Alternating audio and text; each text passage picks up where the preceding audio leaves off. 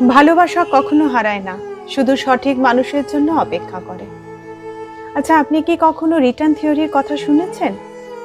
কখনো কখনো আমরা এমন মানুষকে ভালোবেসে ফেলি যারা আদৌ সেই ভালোবাসার যোগ্য ছিল না।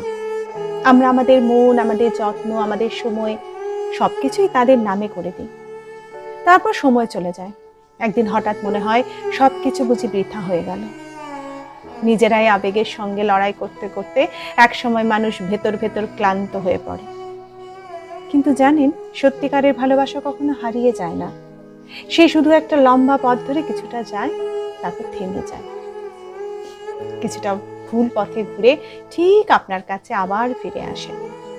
হয়তো সেই একই মানুষের মাধ্যমে নয়, বরং অন্য কারোর মাধ্যমে আপনি আবার ভালোবাসা খুঁজে পান। এমন একজন মানুষের মাধ্যমে যে শুধু ভালোবাসা চায় না, ভালোবাসার কদরও করতে জানে। সে জানে এই বিশ্বস্ততায়, এই কোমল হৃদয়, এই যত্ন কতটা কষ্ট, কতটা ধৈর্যের ভেতর দিয়ে তৈরি হয়েছে। এই কারণে সে ভালোবাসাকে আগলে রাখবে, হারিয়ে যেতে দেবে না কখনোই।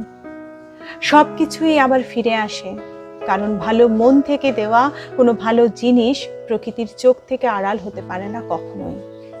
আর এটা মনে রাখবেন, আপনার ধৈর্য, আপনার সততা হচ্ছে আপনার সবথেকে বড় শক্তি।